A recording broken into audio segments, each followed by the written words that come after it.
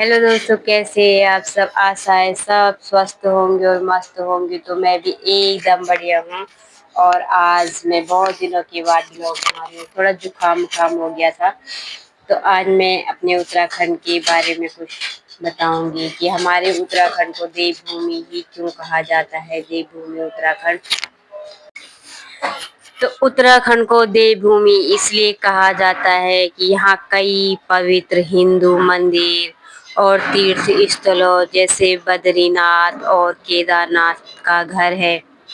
और इसकी समृद्ध धार्मिक व आध्यात्मिक विरासत है। गंगोत्री धाम की मान्यता एक प्रमुख और प्रसिद्ध राजा भगीरथ से जुड़ी हुई है।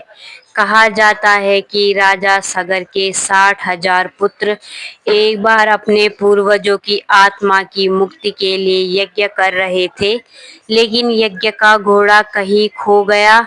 उन्होंने उसकी खोज शुरू की और यह घोड़ा कपिल मुनि के आश्रम में पाया गया। राजा सगर के पुत्रों ने कपिल मुनि पर यज्ञ का घोड़ा चुराने का आरोप लगाया, जिससे वह क्रोधित हो गए और उन्होंने श्राप देकर उन सभी को भस्म कर दिया।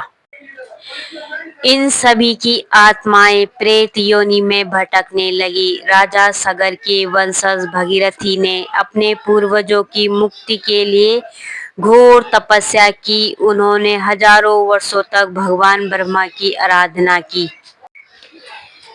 उनसे गंगा को पृथ्वी पर लाने की प्रार्थना की। ब्रह्मा जी ने उनकी तपस्या से प्रसन्न होकर गंगा को धरती पर भेजने की अनुमति दी, लेकिन साथ ही यह भी कहा कि गंगा के वेग को कोई संभाल नहीं पाएगा।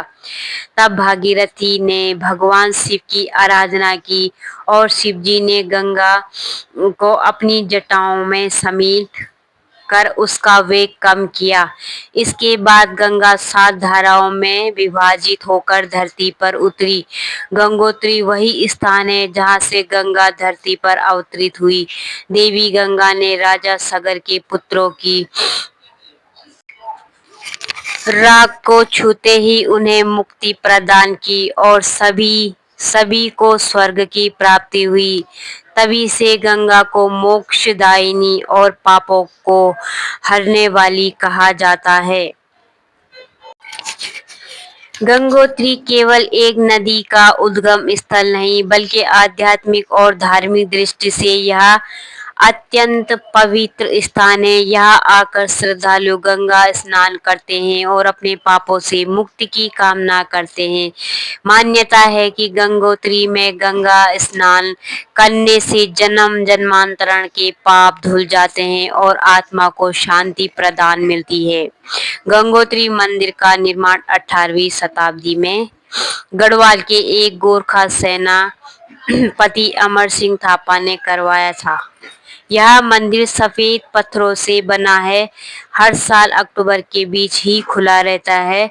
सर्दियों में यह बर्फबारी होती है, इसीलिए देवी गंगा की मूर्ति को उत्तरकाशी के मुक्ति मंदिर में लाया जाता है और पूजा वहीं होती है।